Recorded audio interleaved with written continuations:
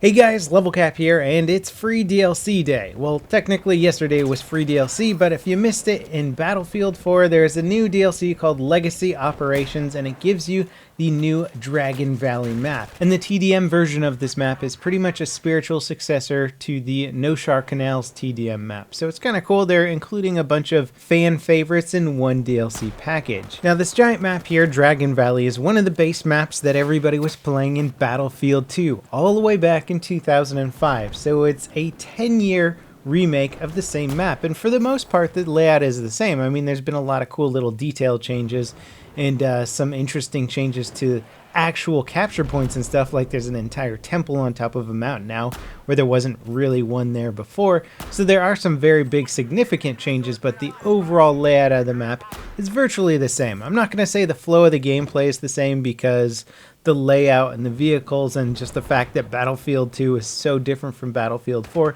changes up so many things, but it's still got that sort of large-scale vehicle gameplay in a kind of linear fashion. Now, Dragon Valley is without question a classical map design in the sense that it is huge, it shows off the grand scale of Battlefield, and it's also got a heavy reliance on vehicle combat. It's got everything: jets, helicopters, tanks, APCs, boats, you name it, it's in the map. It's all-out warfare, and that's kind of what Battlefield has sort of been about at its core. And of course the original map was played on Conquest Large, though there is a Rush version of the map. I wasn't able to get into any full Rush servers. Unfortunately, Rush just isn't that popular on PC anymore. It's really hard to find them, but no problem getting into full 64-player Conquest Large servers, and I think that's what the map was originally designed for. Anyway, it's interesting though because it has 8 flag points now for Conquest, so you can actually neutralize the burn when playing Conquest Large. If one team has 4 points and the other team also has 4 points. I mean,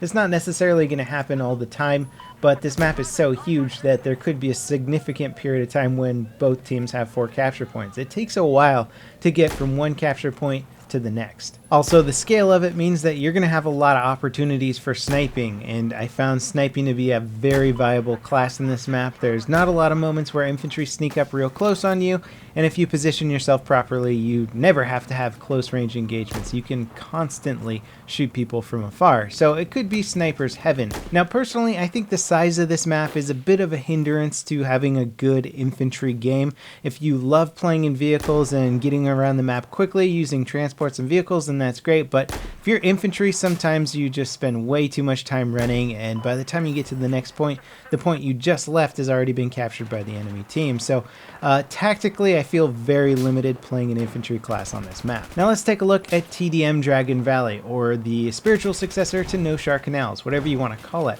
Now, if you never played the original Noshar Canals from Battlefield 3, it was a very, very popular TDM map. It was the most popular TDM map. People played it on 24-size TDM servers, 32-player, 48-player, 64-player.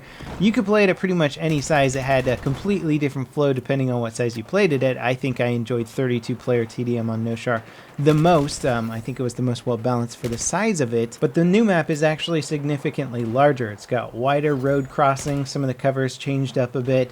There's an expanded area up by the truck shipping yard that makes it more of a big firefight area up there. So it's larger in scale. I still think 32 players is probably the ideal player count for this map.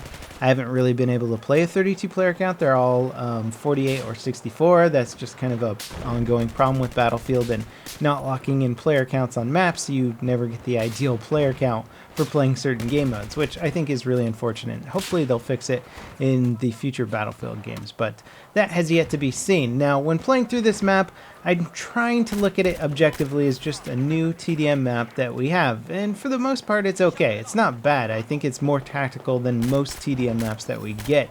However, it's hard for me to be objective because whenever I play this map, I just look at it and I think about playing Noshar Canals in Battlefield 3 and all the good times I had playing that. It's not to say that Noshar Canals BF3 was the best game mode ever and there's no problems with it at all. There was bad spawns and issues and all this stuff, but it had a very distinctive pacing that allowed me to be aggressive, allowed me to move across the map quickly, no matter really how well or how poorly my team was doing. And I don't feel that flow at all playing the new one. It feels entirely different. It's surprising how much some simple scaling changes and some relatively minor changes in game design between BF3 and BF4 can actually affect the game flow so significantly. So something that used to be one of my favorite maps in Battlefield 3, I don't think is going to come even close to being one of my favorite TDM maps in Battlefield 4. That being said, it's certainly not a bad map, not necessarily the most aesthetically pleasing map, especially when you put it side by side with the new jungle map that came out. That is a beautiful looking map, and then